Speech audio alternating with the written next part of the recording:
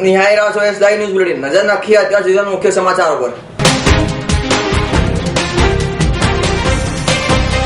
રાજસ્થાનમાં વિક્રમી 74% મતદાન, 8 મે મતગણતરી।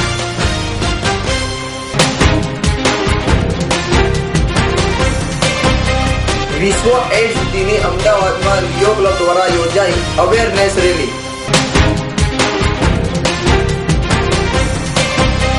લંડનમાં ભારતીય વિદ્યા ભવનનો 25મા દીપોત્સવની ઉજવણી।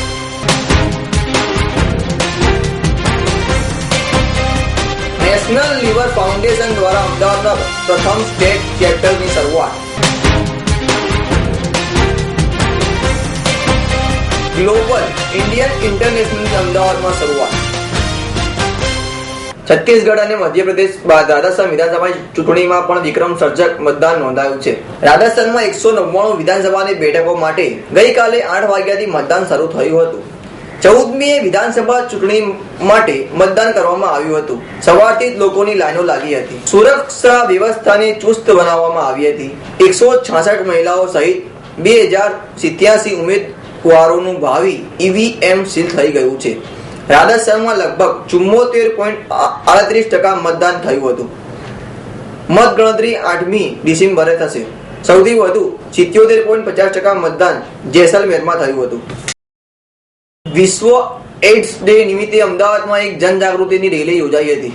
લિયો ક્લબ ઓફ અમદાવાદ સિટી દ્વારા ભૌમિક શાહની આગેવાની હેઠળ યુવાનો દ્વારા એઇડ્સ અવેરનેસ માટે એક રેલીનું આયોજન કરવામાં આવ્યું હતું।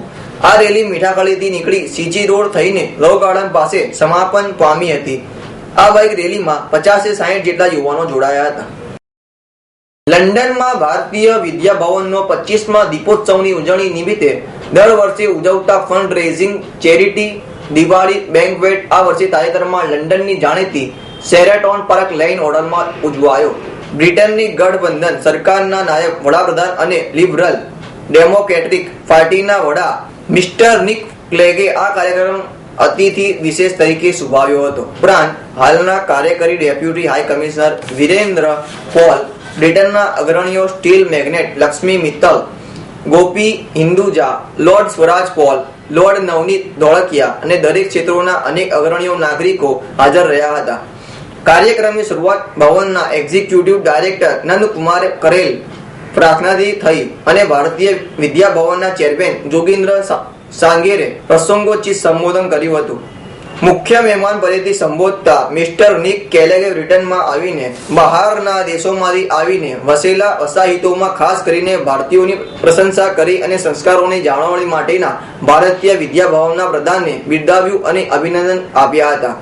આ પ્રસંગે મહત્વનું આકર્ષણ ભારતીય વિદ્યા ભવનના ભારતનાટ્યમ અને કથકની વિદ્યાર્થીનીઓના નૃત્યોને સહુ મહેમાનોએ મન ભરીને માણ્યો અને અંતે ડોક્ટર સુલેખા મહેતાની આભાર વિધિથી કાર્યક્રમનું સમાપન થયું હતું।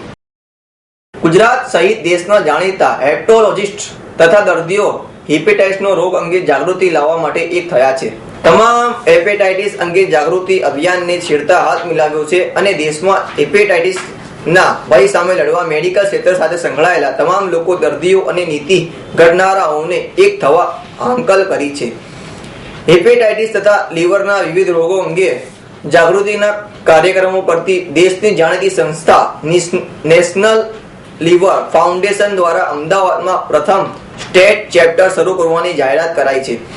આ ગુજરાત ચેપ્ટરને શરૂ કરતા અગ્રણીઓ ગેસ્ટ્રોએન્ટ્રોલોજિસ્ટ અને સ્ટેટ કન્વીનર ડોક્ટર સુધાંશુ પટવારીએ જણાવ્યું હતું કે હિપેટાઇટિસ એ એક સાયલેન્ટ કિલર એટલે કે છુપા કાતિલ સમાન છે અને જે HIV કરતા ખૂબ જ સરળતાથી શરીરમાં પ્રવેશે છે।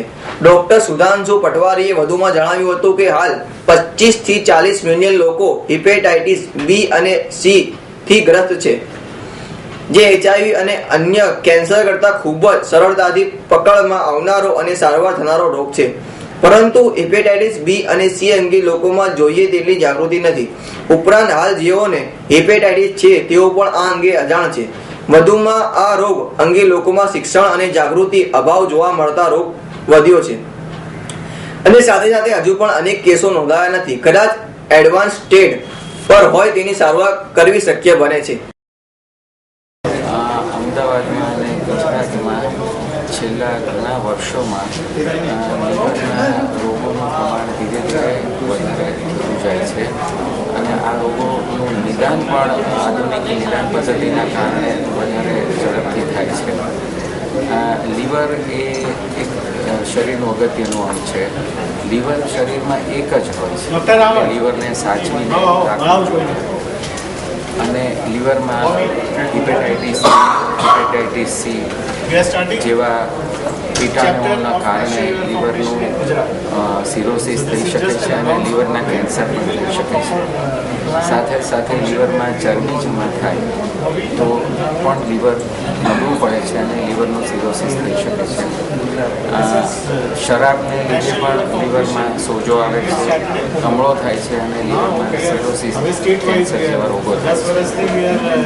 નાના બાળકોમાં જીનેટિકલી ટ્રાન્સમિટેડ લીવર ડિસીઝના કારણે જેવા કે વિલ્સન ડિસીઝ જેવા રોગો પણ થાય છે. હવે આ બધા રોગોનું જો યોગ્ય સમયે નિદાન થાય તો સારવાર શક્ય છે, ક્યોર શક્ય છે. પરંતુ આ મોટાભાગના દર્દીઓમાં યોગ્ય સમયે સારવાર ન મળતા જીવલેણ રોગો થઈ શકે છે.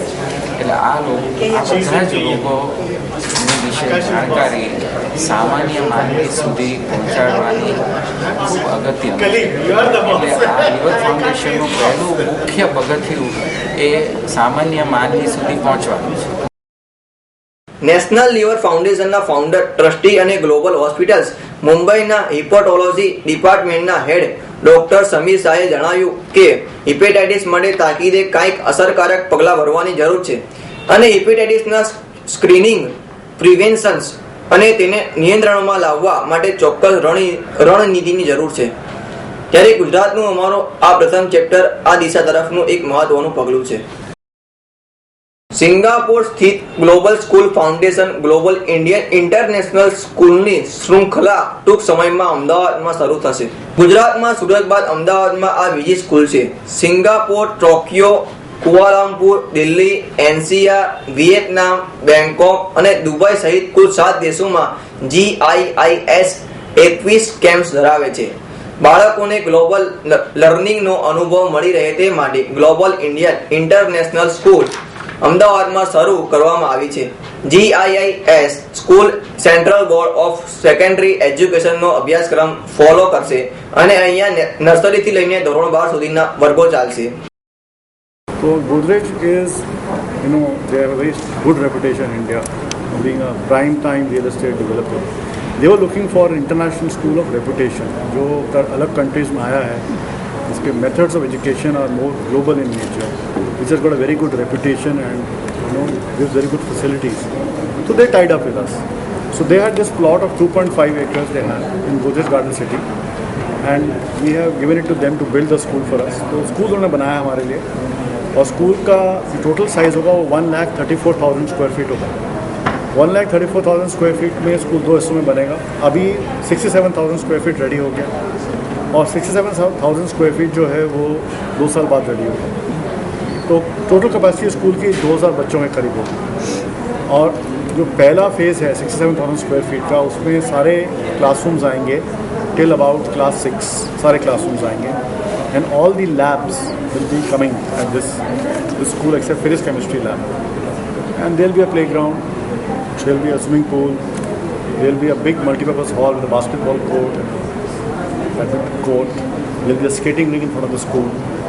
That's one aspect of it. Plus we have also tied up with an organization called Eklavya. Correct. They have a very large sports academy about 2 or 3 or 4 kilometers from our school.